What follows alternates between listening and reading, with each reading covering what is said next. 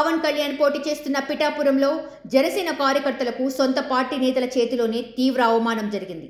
Pithapuram Janasena incharge Tangella Uday Srinivas తీరుపై కార్యకర్తలు fire అవుతున్నారు. జనసేన వార్డు కమిటీ సభ్యులతో సమావేశం రద్దు చేసుకుని హైదరాబాద్కు పవన్ వెళ్లిపోవడం, పవన్ బస చేసిన హోటల్ వద్ద గేటు దగ్గర మండుటెండలో 2 గంటల పడిగాపులు కాయాల్సిన పరిస్థితి రావడంపై కాడర్ ఆగ్రహంగా ఉంది. హోటల్ లోపలికి రానివ్వకుండా పవన్ బౌన్సర్లు గేట్లు వేయడంపై కార్యకర్తలు ఆగ్రహం వ్యక్తం చేస్తున్నారు. టీడీపీ ఇన్ఛార్జ్ వర్మను కూడా అడ్డుకోవడంతో టీడీపీ నాయకులు గేట్లు గెంటుకుని లోపలికి వెళ్లారు. పార్టీ కోసం సేవ చేసిన తమను వెధవల్ని చేశారని తన ఆవేదనను వాట్సాప్ గ్రూపులో జనసేన కార్యకర్తలు షేర్ చేసుకుంటున్నారు. పిఠాపురంకు ఎవరెవరో వస్తుంటారు, వారిని భుజం మీద పెట్టుకుని మోయాల్సి వస్తుందని ఆవేదన చెందుతున్నారు.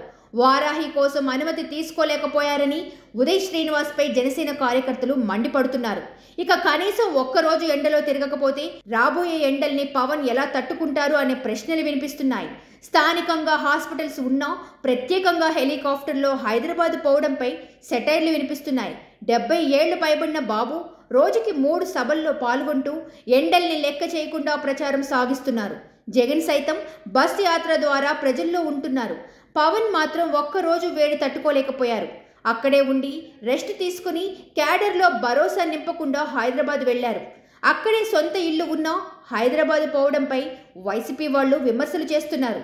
ఒక్కరోజు ప్రచారంతోనే నీరసపడితే రాబోయే రోజుల్లో ఎలా తట్టుకుంటారు, తన పార్టీకి చెందిన అభ్యర్థుల కోసం ఎలా ప్రచారం చేస్తారని ప్రత్యర్థులు సెటైర్లు వేసుకుంటున్నారు. ఇలా జరిగితే జనసేన పార్టీ మాత్రమే కాదు, కూటమి పార్టీలకు గట్టి దెబ్బ తగిలే అవకాశం లేకపోలేదని సోషల్ మీడియాలో పోస్టులు పెడుతున్నారు.